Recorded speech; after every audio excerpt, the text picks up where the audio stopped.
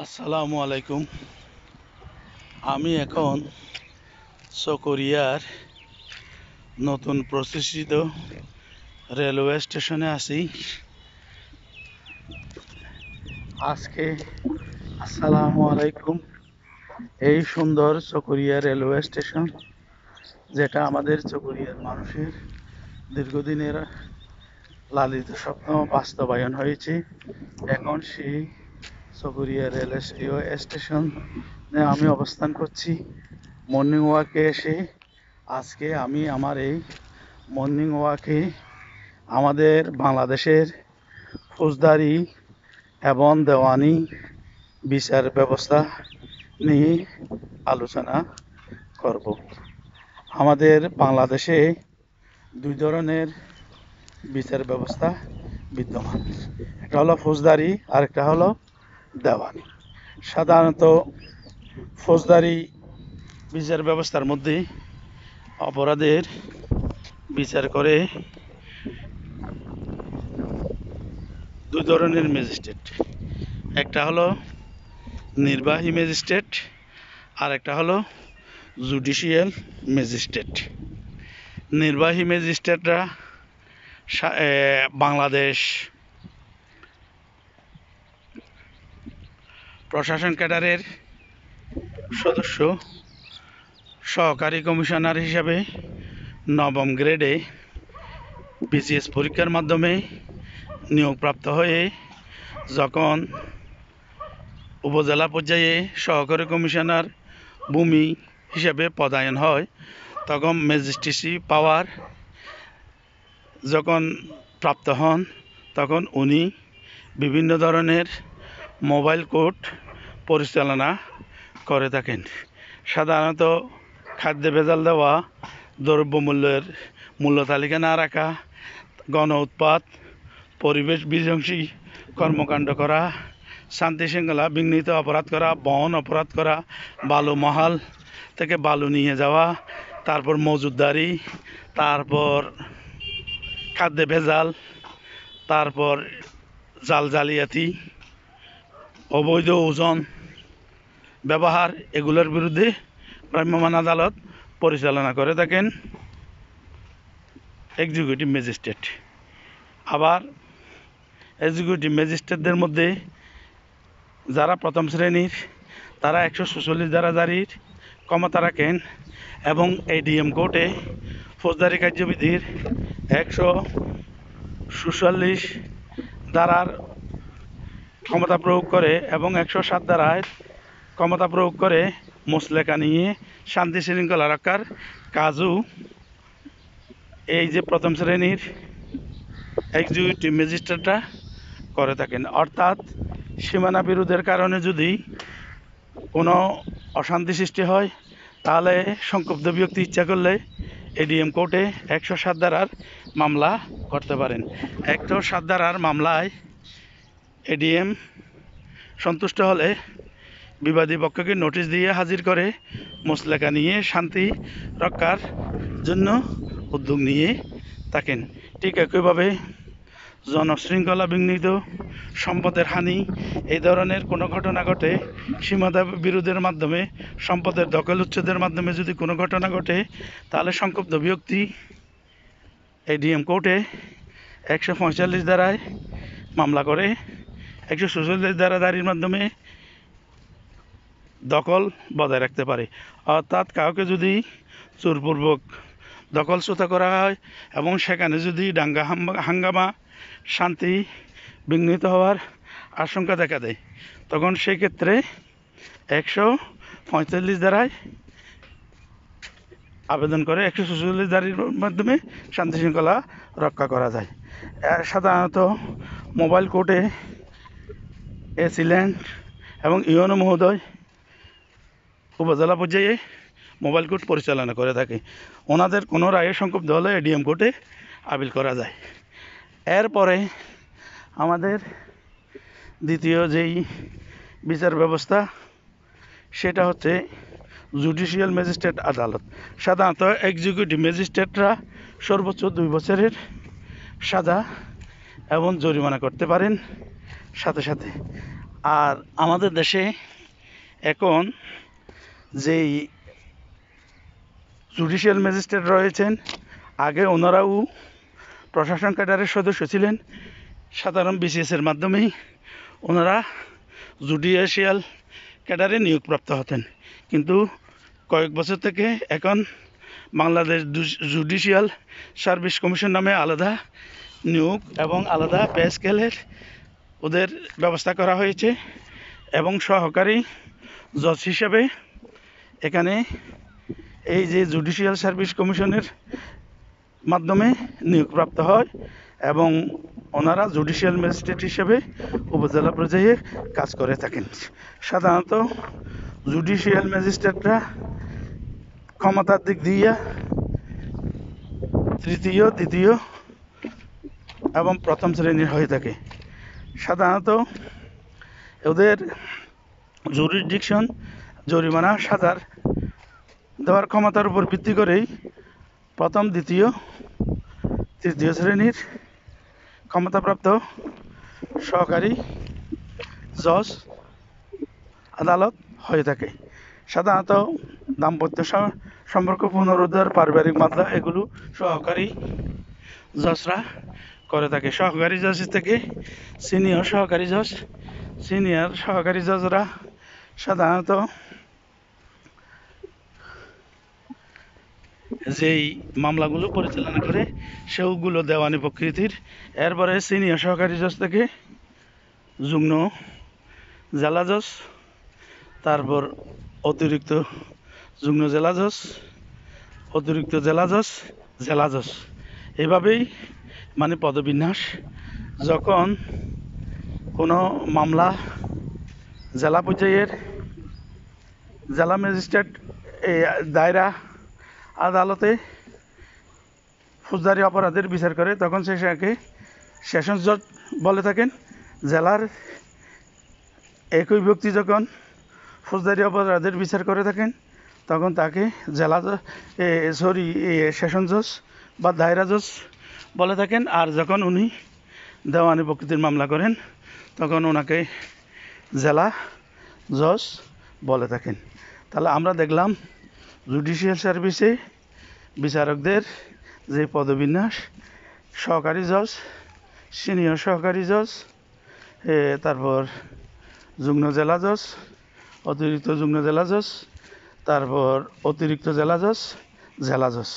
এইভাবেই মানে পদবিন্যাসের মাধ্যমে ক্ষমতা ওনারা প্রয়োগ করে থাকেন।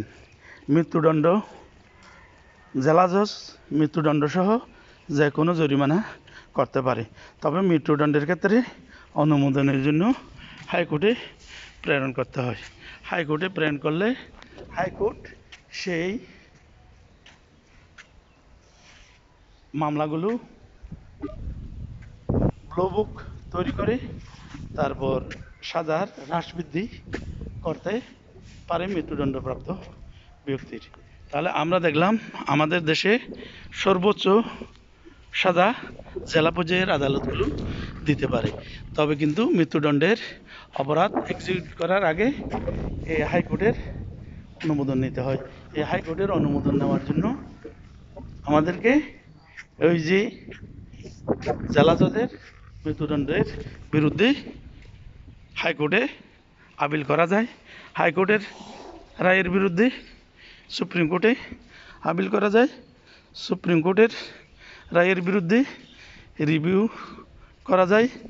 তো এইভাবেই আমাদের বাংলাদেশের দেওয়ানি এবং ফৌজদারি বিচার ব্যবস্থা বিদ্যমান রয়েছে। আর সাধারণত আমাদের দৈনন্দিন জীবনের যে অপরাধগুলো সংগঠিত হয়, আমি এখন সেগুলো নিয়ে আলোচনা করব। আমাদের সমাজে দুই ধরনের অপরাধ সংগঠিত হয়ে থাকে। একটা হচ্ছে আমলযোগ্য অপরাধ, আর একটা হচ্ছে অআমলযোগ্য অপরাধ। আপনার আমলযোগ্য বা কগনিজেন্স অফেন্স, আর একটা হচ্ছে অআমলযোগ্য বা নন কগনিজেন্স অফেন্স। কগনিজেন্স অফেন্সগুলো সাধারণত এগুলো থানায় রুজু করতে হয়। অফিসার্স ইনচার্জের মাধ্যমে যে মামলাগুলো রুজু হয় সেগুলোকে জিআর মামলা বলা হয়। আর নন কগনিজেন্স অফেন্সের মামলাগুলো সাধারণত কোর্টের মাধ্যমে বিজ্ঞ কৌশলীরা, বিজ্ঞ আইনজীবীরা এগুলো দায়ের করে থাকেন।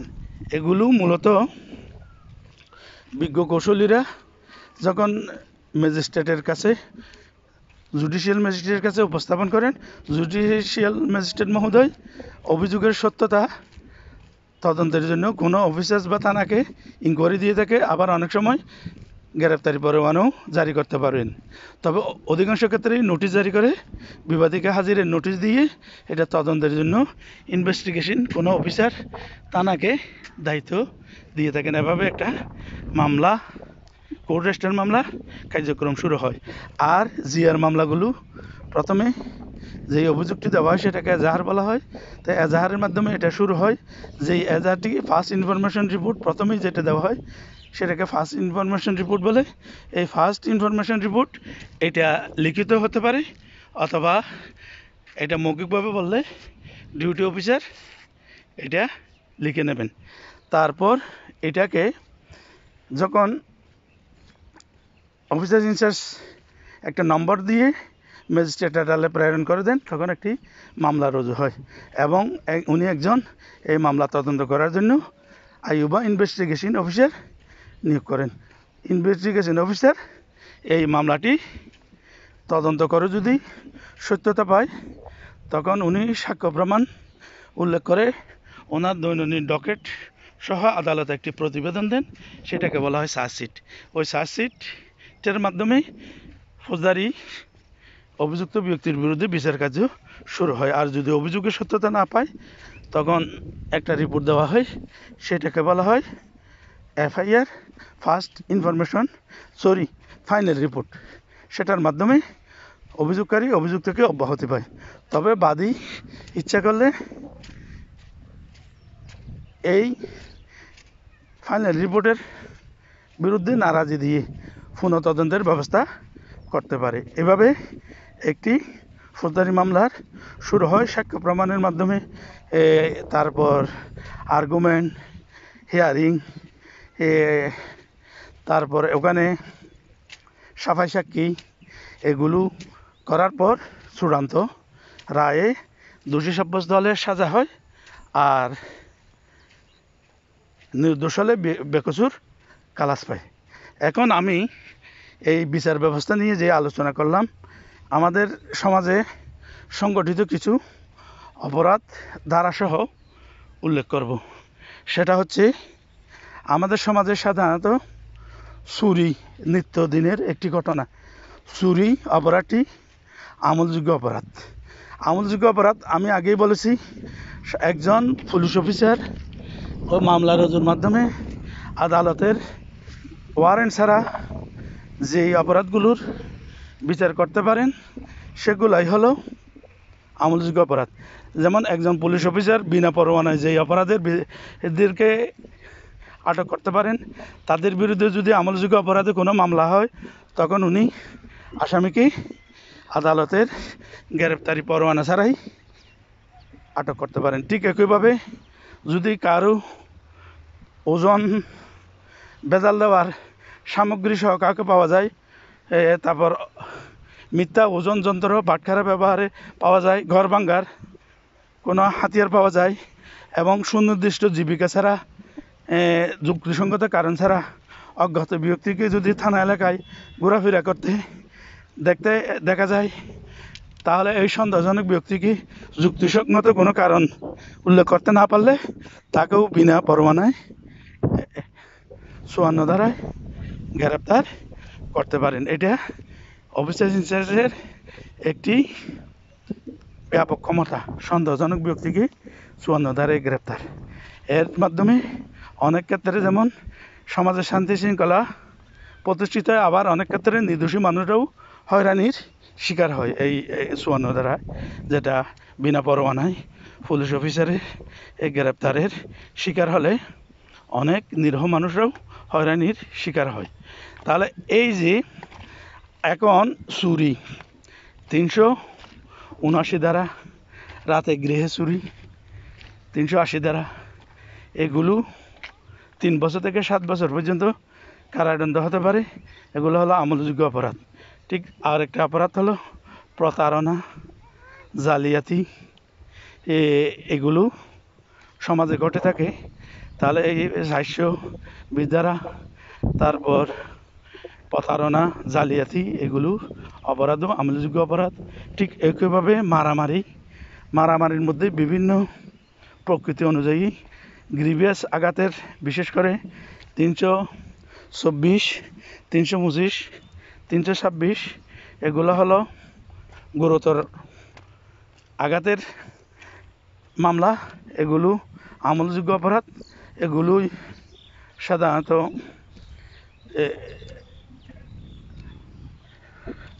পুলিশ অফিসার মামলা হলেই এই দ্বারাই মানুষকে, অভিযুক্ত ব্যক্তিকে গ্রেপ্তার করতে পারে। 323 ধারা ছোটোখাটো মারামারি, নীলাফুলা জখমের, এগুলো সাধারণত নন গ্রিভিয়াস, এই জন্য এগুলোর সাজাও কম। ঠিক মারামারি ছাড়া সমাজে আরও কিছু অপরাধ ঘটে থাকে। সেটা হচ্ছে অনধিকার প্রবেশ, 447 ধারা, ছোটোখাটো ক্ষতি সাধন 427 ধারা, এগুলো।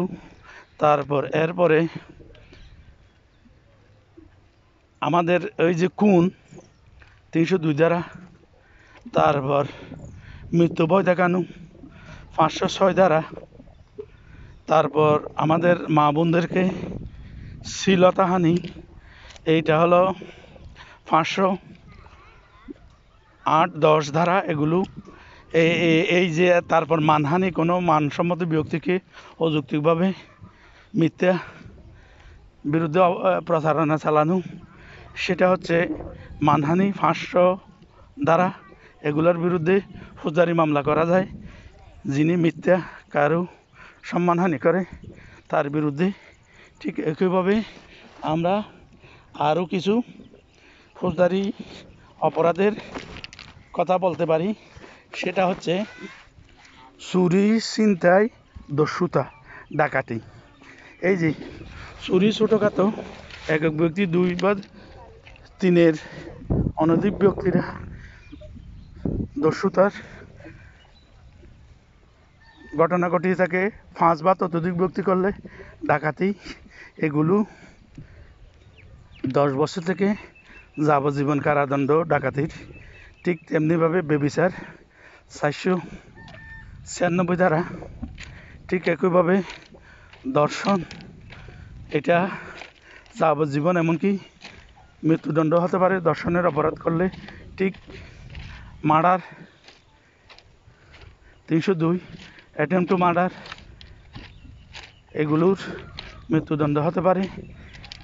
ঠিক একইভাবে প্রাণনাশের হুমকি 506 ধারা, তারপর বিশ্বাসভঙ্গ 406 ধারা, কোনো চাকর বা সরকারি কর্মচারী কর্তৃক বিশ্বাসভঙ্গ 409 ধারা, এগুলো সাজা নর্মাল বিশ্বাসভঙ্গের চেয়ে বেশি। ঠিক একইভাবে বাংলাদেশের সরকারি যারা সম্পদের দুর্নীতি করে, দুর্নীতি বিরোধী আইন রয়েছে। ঠিক একইভাবে নারী ও শিশু নির্যাতন যারা করে ওদের জন্য নারী ও শিশু নির্যাতন আইন রয়েছে। ঠিক একইভাবে বাল্যবিবাহ নিরোধ আইন রয়েছে। এই ধরনের এই আইনের মাধ্যমে, তারপর এখানে আরও কিছু ফৌজদারি আইন রয়েছে যেগুলো সম্পর্কে আমাদের জানা থাকা দরকার। কারণ আইন না জানা কোনো অজুহাত হতে পারে না। আইন জানলে নিজে যেমন অপরাধ করা থেকে বাঁচতে পারবো, ঠিক তেমনি অন্যকেও অপরাধ করলে তার বিরুদ্ধে আইনগত ব্যবস্থা নেওয়া যাবে। কিন্তু আমি যদি নিজেই আইন সম্পর্কে না জানি, তাহলে নিজে যেমন আমার অধিকার সম্পর্কে সচেতন থাকবো না, ঠিক তেমনি অন্যের দ্বারা আমি যদি ক্ষতিগ্রস্ত হই তার প্রতিকারও আমি নিতে পারবো না। তাই আইন সম্পর্কে, এই যে নিত্য আইন আমি যেগুলো আলোচনা করছি, এগুলো সম্পর্কে আমাদের মৌলিক ধারণা থাকা দরকার। যদি ধারণা না থাকি আমরা আইন না জানার অজুহাতে আদালত থেকে কোনো প্রতিকার পাবো না। আদালতে আরেকটি গুরুত্বপূর্ণ বিষয় হচ্ছে আমরা অনেকেই সামাজিকভাবে বিভিন্ন চুক্তি করে থাকি। চুক্তি লঙ্ঘিত হলে প্রত্যেকটা প্রতিকারেরই একটি লিমিটেশন রয়েছে, অর্থাৎ সময় রয়েছে। এই নির্দিষ্ট সময়ে যদি প্রতিকার চাওয়া না হয় তাহলে অনেক আইনগত অধিকার আমাদেরকে হারাতে হয়। তামাদি আইন অনুযায়ী চুক্তি মানি সুইট অর্থাৎ টাকা উদ্ধারের মামলা 1 বছরের মধ্যে করতে হয়, কতগুলো আছে 3 বছরের মধ্যেই করতে হয়। এইগুলো পুনরুদ্ধারের জন্য আমি এখন বিভিন্ন প্রকৃতির দেওয়ানি মামলা নিয়ে আলোচনা করব। এতক্ষণ ফৌজদারি মামলা নিয়ে আলোচনা করেছি। ফৌজদারি মামলায় আরেকটি বিষয় ছোটোখাটো, সাধারণত 75,000 টাকা পর্যন্ত ইউনিয়ন কাউন্সিল, পৌরসভা জরিমানা মূল্যের বর্তমানে বিচার করতে পারে এবং সীমানা বিরোধ, সম্পদের পজেশন, এগুলোর বিচারের জন্য উপযুক্ত স্থান হচ্ছে ইউনিয়ন পরিষদ এবং পৌরসভা। সাধারণত 2 জন মেম্বার বা কাউন্সিলর, 2 পক্ষের 2 জন করে 4 জন, এবং সভাপতি হিসাবে দায়িত্ব পালন করেন ইউনিয়ন পরিষদের চেয়ারম্যান মহোদয়, এবং পৌরসভা হলে পৌরসভার মেয়র মেয়র মহোদয় এবং ওনার দুই পক্ষের 2 জন কাউন্সিলর। ওখানে সীমানা বিরোধের যে রায় দেওয়া হয়, যদি এটা 5 সদস্যের মধ্যে 4 সদস্য বিশিষ্ট রায় হয় তাহলে সেটার বিরুদ্ধে কোনো আপিলই চলে না। আর যদি এর চেয়ে কম হয় তাহলে সহকারী জজ কোর্টে এর বিরুদ্ধে আপিল করা যায়। আমি যতটুকু হাইকোর্টের ডিএলআরের ঢাকা ল রিপোর্টের রেফারেন্স দেখছি, এখানে সীমানা বিরোধের ক্ষেত্রে ইউনিয়ন কাউন্সিল এবং পৌরসভার রায়গুলো খুবই গুরুত্বপূর্ণ, কারণ ওনারা লোকাল বডি, এই যে সীমানা, প্রকৃত সীমানা চিহ্নিতে ওনাদের চেয়ে বিশ্বাসযোগ্য আর কেউ হতে পারে না। কারণ এখানে বাদী বিবাদী যেহেতু 2 জনেরই 2 জন করে প্রতিনিধি থাকে, সুতরাং 7 সদস্য বিশিষ্ট রায় এর বিরুদ্ধে আপিলের অধিকার এই জন্য সীমিত করা হয়েছে। আমি আরেকটি, এই যে কারো এখন ফৌজদারি মামলার সম্পর্কে যে আলোচনা করেছি, এখন করব দেওয়ানি মামলা সম্পর্কে। দেওয়ানি মামলা বিভিন্ন প্রকৃতির রয়েছে।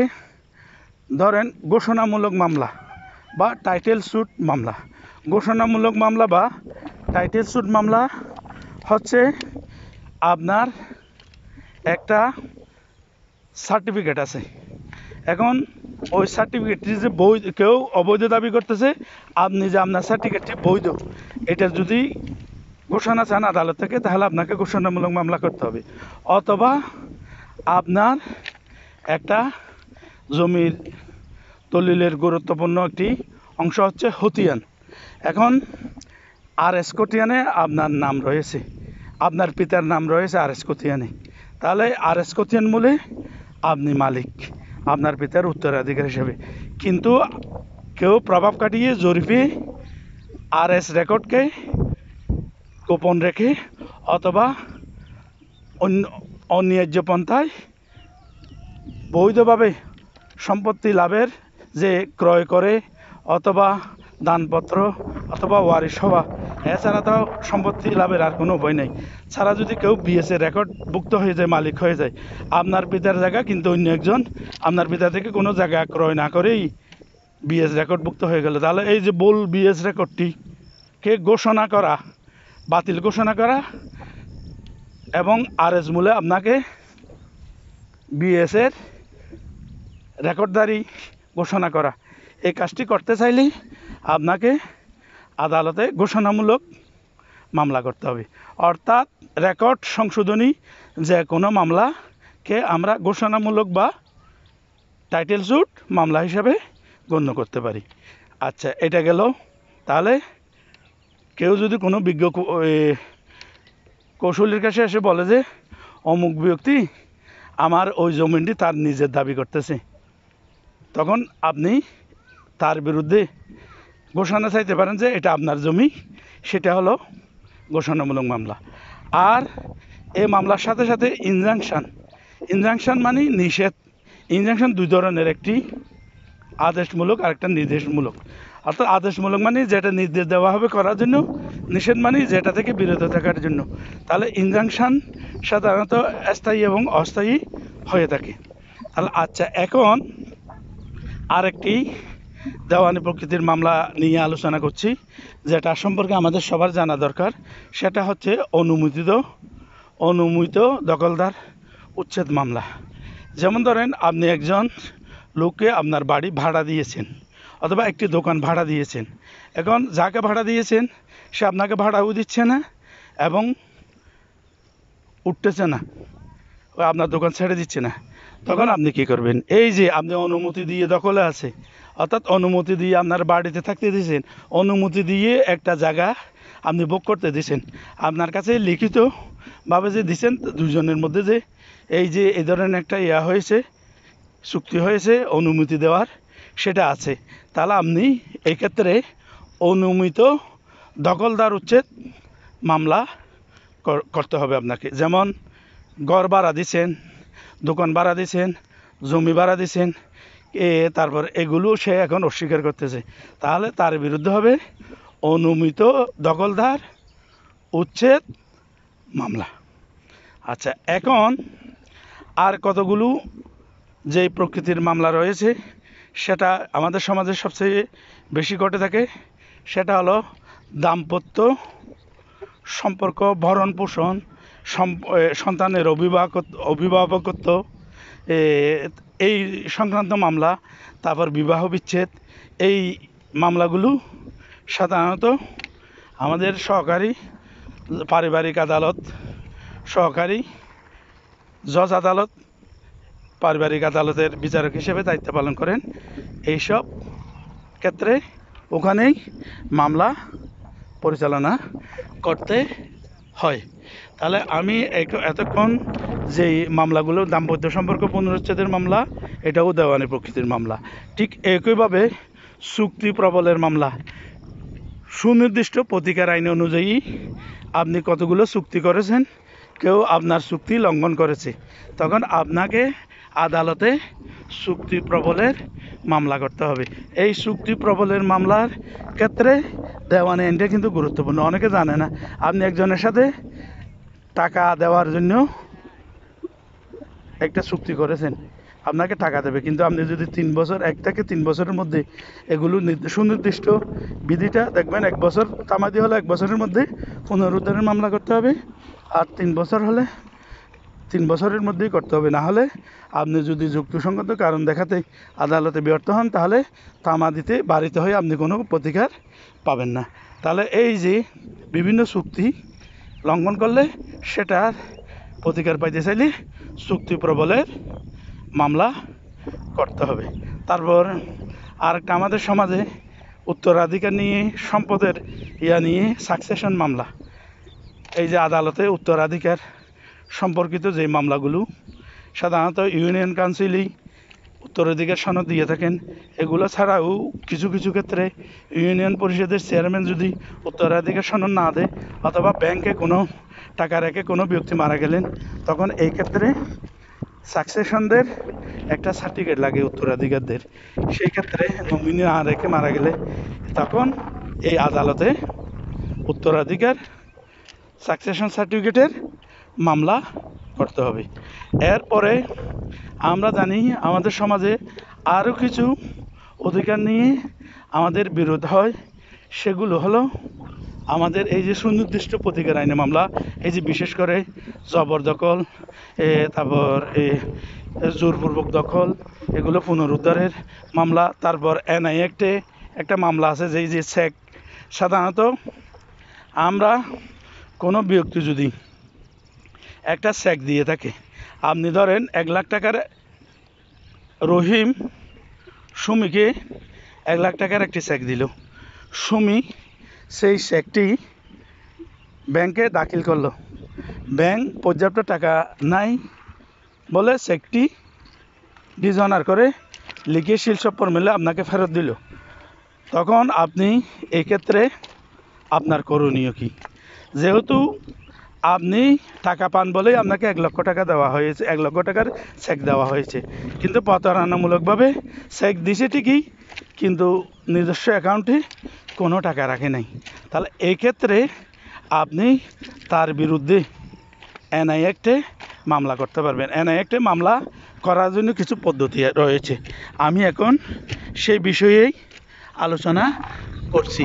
সেটা হচ্ছে এনআই অ্যাক্টে আপনি প্রথমে চেকটা ডিসঅনার করাবেন, অর্থাৎ এটা যে তার যে ব্যাংকে পর্যাপ্ত ব্যালেন্স নেই সেটা ব্যাংক শীর্ষক মেরে আপনাকে ওদের নির্ধারিত ফরম্যাটের ফর্ম আছে সেটা লিখে নেবেন। তারপর একজন বিজ্ঞ আইনজীবীর সাথে যোগাযোগ করে ওনাকে একটি আইনগত নোটিশ বা উকিল নোটিশ দেবেন। এই যে 1 মাসের মধ্যে আপনার টাকাগুলো আপনাকে দেওয়ার জন্য, এবং এই যে চেক ডিসঅনার হয়েছে, টাকা রাখে না, এই ঘটনাগুলো জানিয়ে তাকে উকিল নোটিশ দেবেন। এখন নোটিশ পাওয়ার পর সে যদি আপনার সাথে কোনো বোঝাপড়া না করে, তারপর আপনি আদালতে গিয়ে তার বিরুদ্ধে ওই যে এনআই অ্যাক্টের সুনির্দিষ্ট ধারায় এবং পদ্ধতিতে মামলা করবেন। এক্ষেত্রে আদালত সাধারণত যতটুকু টাকার চেক দেওয়া হয় তার 3 গুণ জরিমানা করে তাকে, এবং এটা নিশ্চিত প্রতিকার পাওয়া যায়। কিছু সরকারের জব্দ করে জরিমানার, আর কিছু খরচ বাবদ বাদীকে প্রদান করে। এভাবে এনআই অ্যাক্টের মামলায় প্রতিকার নিতে হবে। তাহলে এনআই অ্যাক্টের মামলায় গুরুত্বপূর্ণ হচ্ছে আপনি চেক ডিসঅনার হলে সেটা ব্যাংক থেকে লিখে নেওয়া, তারপর যে এই প্রতারণাটি করেছে চেক নিয়ে তাকে নোটিশ দেওয়া, নোটিশ দেওয়ার পর তারপরেও যদি সে টাকা দিতে অস্বীকার করে, টাকা দেওয়ার জন্য কোনো উদ্যোগ গ্রহণ না করে, তারপর তার বিরুদ্ধে এনআই অ্যাক্টে আপনি মামলা করবেন। এরপরে এখন আছে আমাদের সমাজে সবচেয়ে ঘটে দখল উচ্ছেদ মামলা। আপনার পিতার থেকে উত্তরাধিকার সূত্রে বিএস, আরএস, সিএস থেকে আরএস থেকে আমি এখন আমাদের বাংলাদেশের যেই ভূমি ব্যবস্থা, যেই রেকর্ডগুলো ভিত্তিতে আমরা জমি জমা ভোগ করে থাকি, যেই রেকর্ডগুলো সম্পর্কে জানা আমাদের সবচেয়ে গুরুত্বপূর্ণ, সেই রেকর্ড সম্পর্কে একটি আলোচনা করছি আজকের এই মর্নিং ওয়াকে। এই সুন্দর প্রাকৃতিক দৃশ্যের সাথে সাথে আপনাদের জীবনের সাথে জীবন ঘনিষ্ঠ। বিশেষ করে আমরা জানি ব্রিটিশ আমলে, অর্থাৎ সেই প্রাথমিক পর্যায়ে যেই রেকর্ডটি হয় ব্রিটিশ আমলে শুরু হয়ে, সেটা হচ্ছে সিএস রেকর্ড। এই সিএস রেকর্ডে হলো ভূমির বাইবেল বলা হয়, সিএস জরিপ। তারপর এরপরে আসছে এসএ জরিপ। এসএ জরিপ মানে এস্টেট অ্যাকুইজিশন, অর্থাৎ 1950 সালে যখন জমিদারি উচ্ছেদ করা হয় এবং ওই জমিগুলোয় যারা প্রজা ছিল তাদেরকে প্রজাস্বত্ব দেওয়া হয়। আমাদের এই যে শেরেবাংলা আবুল কাসেম ফজলুল হক, তারপর সোহরাওয়ার্দী, ওনাদের এই যে গুরুত্বপূর্ণ অবদান, সেটা হচ্ছে এই জমিদারি উচ্ছেদ 1950 সালে। সেইখানে যখন ওই আরএস মূলে যেই সব জমিদাররা মালিক ছিল, সেই মালিকের স্থলে যারা প্রজা ছিল, প্রজাস্বত্ব দিয়ে তাদের নামে একটি খতিয়ান সৃজন করা হয়। সেটা হলো এসএ খতিয়ান, এস্টেট অ্যাকুইজিশন খতিয়ান। এই খতিয়ানটি সরেজমিন জরিপের মাধ্যমে হয়নি। এসএ খতিয়ানটি এটা মূলত আরএস না সিএস মানে ক্যাডাস্ট্রাল সার্ভে, যেটা ব্রিটিশ আমলের, সেই সার্ভের জমিদারের স্থলে প্রজার নাম স্থলাভিষিক্ত হয়েই এই খতিয়ানটি হয়েছে। এটা সরেজমিন তদন্তের মাধ্যমে এবং ফিল্ড লেভেলের প্রতিবেদনের মাধ্যমে হয়নি বলে এতে অনেক ভুল ত্রুটি রয়েছে। এই জন্য আইন আদালতে এসে খতিয়ানটি গুরুত্ব কিছুটা কম রয়েছে। এখন আমি যেই বিষয়টি উল্লেখ করছি সেটা হচ্ছে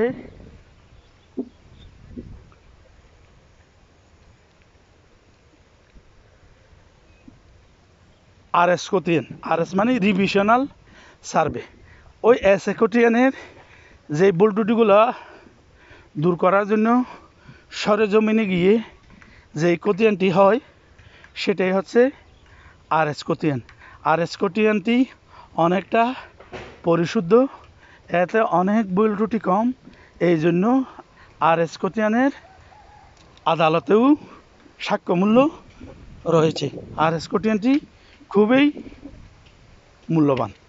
তো আমাদের এই আরএস খতিয়ানকে গুরুত্ব দিতে হবে। আরএসের পর আরও একটা এমআরআর পাকিস্তান আমলে, এটাইও অনেক ভুল ত্রুটি, খসড়া খতিয়ান, এগুলোর মধ্যে অনেক ভুল ত্রুটি। তারপর হলো বিএস বা বাংলাদেশ আমলের খতিয়ান। এই বিএস অনেক জায়গায় বিআরএস বলে, অনেক জায়গায় সিটি জরিপ বলে।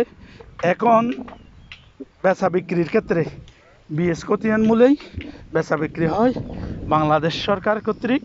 এই বিএস খতিয়ান মূলেই এখন জায়গা জমি হস্তান্তর করতে হয়। তাহলে আমরা খতিয়ানের ইতিহাস দেখলাম।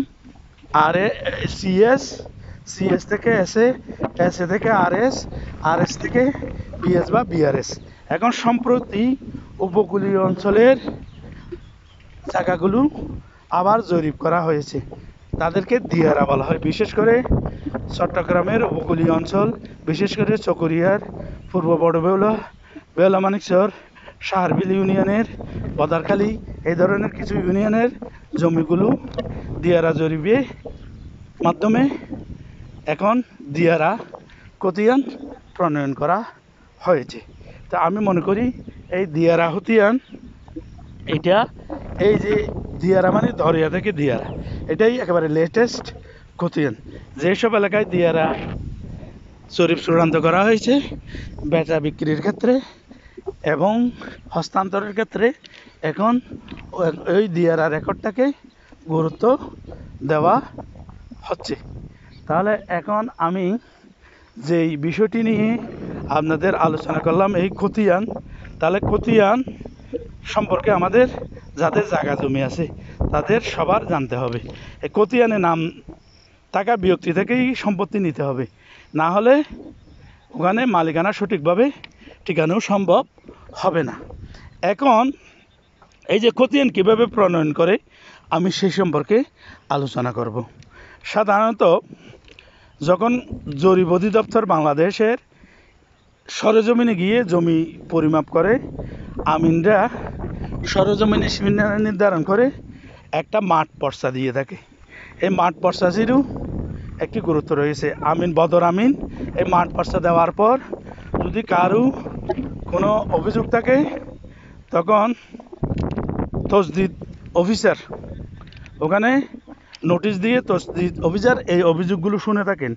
জরিপ চলাকালীন সময়ে দিয়ারা যে কোনো স্থানে যখন ভূমি জরিপ চলে তখন যারা ভূমি জরিপের জমির মালিক তাদের করণীয় হলো ওইসব ভূমি জরিপ চলাকালীন রেকর্ডপত্র নিয়ে জরিপকারীদের সাথে যোগাযোগ করা। জরিপকারীরা জরিপ করে সরজমিন একটা মাঠ পর্চা দিয়ে থাকে। পর্চা এই নকশা সেটা নিয়ে যদি আপনার কোনো আপত্তি থাকে তখন আপনি এটা ওই যে তসদিদ অফিসার, একজন অফিসার ভূমি জরিপ অধিদপ্তরের, ওনার ওখানে আপত্তি দেবেন। আপত্তি দিয়ে সেখানে যদি আপনার আপত্তি গৃহীত হয় তাহলে ভালো, যদি গৃহীত না হয় তারপর অ্যাটেস্টেশন অফিসার কাছে আবার আপত্তি দেবেন। তারপর 30 ধারার পরও যদি আপনি প্রতিকার না পান, খতিয়ান হয়, সেই খতিয়ানের বিরুদ্ধে আপনাদের দেওয়ানি আদালতে রেকর্ড সংশোধনের ঘোষণামূলক মামলার আশ্রয় নিতে হবে। তাহলেই আপনি আপনার এই যে জরিপে যে ভুল ত্রুটি হয়েছে সেটা সংশোধন করতে পারবেন। তাহলে এতক্ষণ আমি ভূমি জরিপকালে করণীয় সম্পর্কে আমাদের কি করণীয় সেটা বললাম। এখন এই রেকর্ড মূলে আপনি মালিক, কিন্তু আপনার জায়গাটি কেউ জোরপূর্বক আপনাকে বেদখল করেছে। সেই বেদখলটি যদি আপনার 6 মাসের কম হয় তাহলে ঠিকা কোর্ট ফিস দিয়ে দখল উচ্ছেদের একটি মামলা করবেন সিভিল আদালতে। আর যদি সেটা 6 মাসের বেশি হয় তাহলে দখল উচ্ছেদ সাথে সাথে সত্য সাব্যস্ত, অর্থাৎ আপনার সত্য দিয়ে নিখুঁত দলিল প্রমাণ দিয়ে আপনি যদি আদালতে প্রমাণ করতে পারেন তখন আদালত আপনাকে 6 মাসের বেশি দখল উচ্ছেদেরও কি অধিকার দেবে। এরপরে আপনি আদালতের মাধ্যমে এভাবে আপনার দখল থেকে আপনাকে অন্যভাবে কেউ বিচ্যুত করলে আপনি তার বিরুদ্ধে আইনগত প্রতিকার নিতে পারেন। এভাবেই আমরা আমাদের সম্পদগুলো রক্ষা করতে পারি। তাই দেওয়ানি এবং ফৌজদারি আইন ব্যবস্থা সম্পর্কে আমাদের সবার জানতে হবে। বিশেষ করে ছোটোখাটো মামলাগুলো প্রথমে ইউনিয়ন কাউন্সিলের মাধ্যমে সমাধান করার চেষ্টা করতে হবে, সেখানে না হলে উপযুক্ত আদালতে। এখন আমি মানুষের কতগুলো মৌলিক অধিকার রয়েছে, এই মৌলিক অধিকারগুলো রাষ্ট্রও খর্ব করতে পারে না। এই মৌলিক অধিকারগুলোর প্রতিকার দিয়ে থাকে মহামান্য হাইকোর্ট ডিভিশন। এখানে গিয়ে আমরা রিট করতে পারি আমাদের মৌলিক অধিকার খর্ব হলে। আর আমরা যারা সরকারি চাকরি করি, আমাদের যদি অফিস কর্তৃক কোনো হয়রানি হই, কোনো আইন বিধি বহির্ভূত কাজের শিকার হই, সেক্ষেত্রে আমরা প্রশাসনিক ট্রাইব্যুনালে আশ্রয় নিতে পারি। এবং প্রশাসনিক ট্রাইব্যুনালেও প্রয়োজনে আমরা অনেক সময় মৌলিক অধিকারের সেকশনেও হাইকোর্টে আশ্রয় নিতে পারি। এইভাবে নিত্য আইন, আমাদের প্রয়োজনীয় আইনগুলো সম্পর্কে আমাদের যদি সুনির্দিষ্ট ধারণা থাকে, আমরা ইনশাআল্লাহ কেউ আমাকে বেআইনিভাবে হয়রানি করতে পারবে না এবং আমার দ্বারাও আইন বহির্ভূত কোনো কাজ হবে না। তাই আমি সবাইকে অনুরোধ জানাচ্ছি, আমার এই চ্যানেল এনাম দর্শিকানালয় চ্যানেলটি আপনারা সাবস্ক্রাইব করেন এবং আইন সংক্রান্ত এই ধরনের জীবন ঘনিষ্ঠ বিষয়গুলো আমি এভাবে ভ্রমণকালীন আমাদের বিভিন্ন প্রাকৃতিক দৃশ্য সৌন্দর্য দেখাবো এবং আপনাদের শেয়ার করব।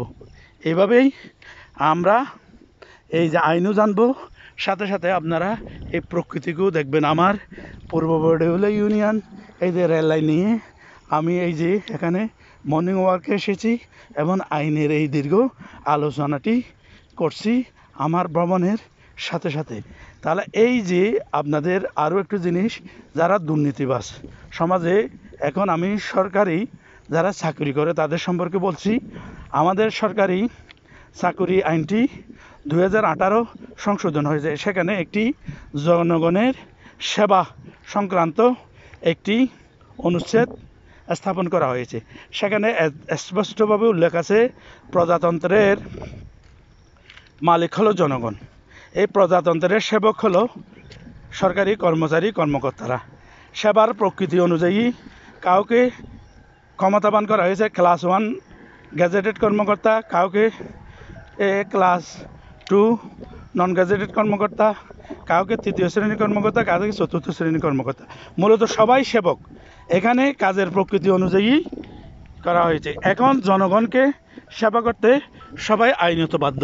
এখন কেউ যদি জনগণকে যথাযথভাবে সেবা না করে, তখন তাদের বিরুদ্ধে আইনগত প্রতিকার পাওয়ার জন্য এই যে সরকারি আইন বা বিধি আমি যেটা এতক্ষণ উল্লেখ করেছি সেখানে রয়েছে।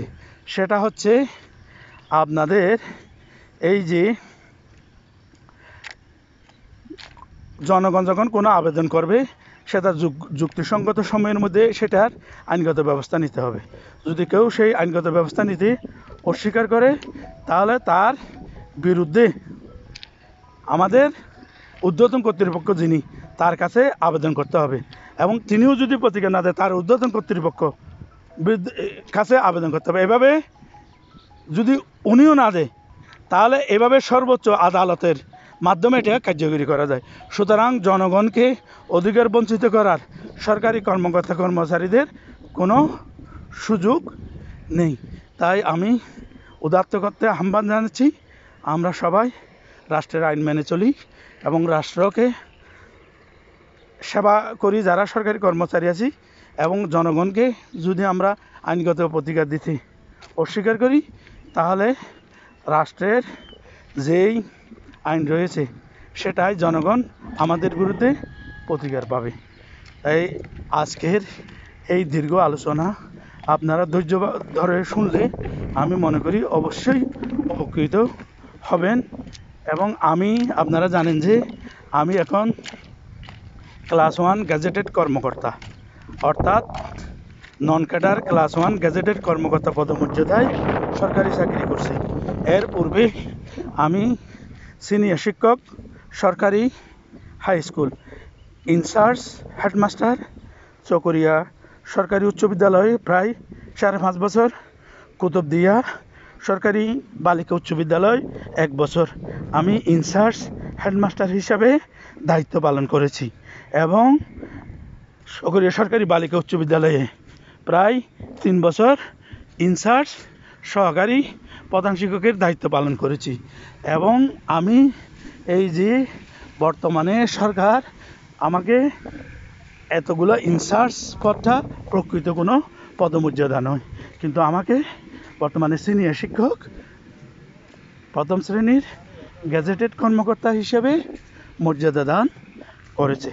এই মর্যাদার মূল্যায়ন আমি করব আমার জনগণকে আইন সম্পর্কে ধারণা দিয়ে, কারণ আমি এই সরকারি চাকরিটি যোগ দেওয়ার আগে বিজ্ঞ গভর্নমেন্ট লিডার আফসার মিয়া চন্দনপুরা ওনার বাসা, ওনার আন্ডারে চট্টগ্রাম জজ কোর্টে দীর্ঘ 5 বছর ল প্র্যাকটিস করেছি।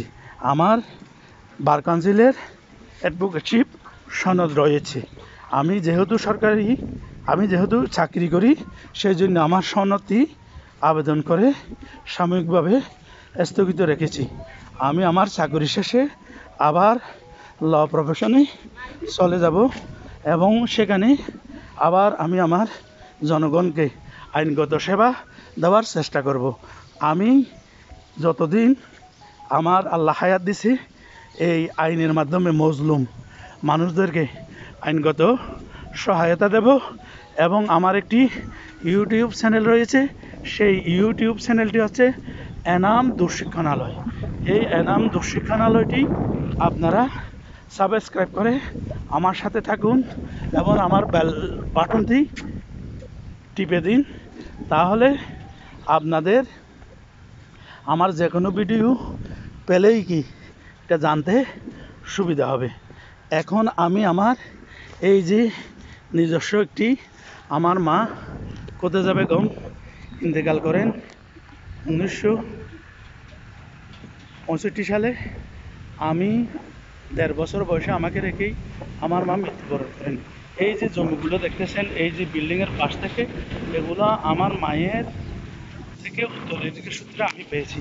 আজকে আমি আমার এই জায়গায় এসে আমি এই ভিডিও ধারণ করতেছি মর্নিং ওয়াকের সময়। এবং এই যে জায়গাটি আপনি গাছগুলো দেখতেছেন এই বিল্ডিংয়ের পাশের, এখানে প্রায় 120 করা বা 40 শতক জায়গা আমি উত্তরাধিকার সূত্রে পেয়েছি। এই যে আমি এখন আমার সেই জায়গাগুলো চারপাশ আপনাদেরকে দেখাচ্ছি। এই যে আমার জায়গার এই যে পাশ দিয়ে রেলপথ চলে গেছে, এই যে রেলপথ চলে গেছে এই পাশ দিয়েই, পশ্চিম পাশ দিয়েই। এই যে এই পথটা বেহুলা মানুষের দিকে চলে গেছে, এটা ওই যে শিকদার পাড়ার দিকে চলে গেছে এই রোডটা, এই যে মেট্রো রোডটা, এটা এই জায়গাগুলো আমার, এই জায়গাগুলো আমার। এই এর পাশ দিয়েই রেল লাইন, এই যে রেল লাইন কত সুন্দর মনোরম প্রাকৃতিক দৃশ্য। এটা আমার নানা মরহুম জাকের আহমদের সম্পত্তি। আমার মা, ওনার জ্যেষ্ঠ কন্যা খদিজা বেগমের একমাত্র উত্তরাধিকার হিসেবে আমি জি এম এনামুল হক এই জায়গাটি লাভ করি। এখন আমি এটা এই যে এখানে ধান চাষ করি, এই যে এখানে একখানি জায়গা, ওই যে গরু, একটা গরু দেখা যাচ্ছে, এই গরু থেকে এই যে এটাই আমার জায়গা। তো আজকে আমি এখানে আমার এই যে অনলাইন ভিডিও উদাহরণ এখানেই শেষ করছি। আইন সংক্রান্ত বিষয়গুলো আপনারা জানবেন এবং আইনকে নিজের দৈনন্দিন জীবনে ব্যবহার করবেন, অন্যায়কে প্রতিরোধ করবেন এই আহ্বান জানিয়ে, এবং আমার সেই চ্যানেল এনাম দূরশিক্ষানালয় চ্যানেলটি সাবস্ক্রাইব করে সাথে থাকার জন্য, আইন সংক্রান্ত, শিক্ষা সংক্রান্ত এবং যোগাযোগ প্রযুক্তি সংক্রান্ত ভিডিও পাওয়ার জন্য আপনাদেরকে নিমন্ত্রণ জানিয়ে আজকের মতো আমার ভিডিও এখানে শেষ করছি। খোদা হাফেজ। বাংলাদেশ দীর্ঘজীবী হোক। জয় বাংলা।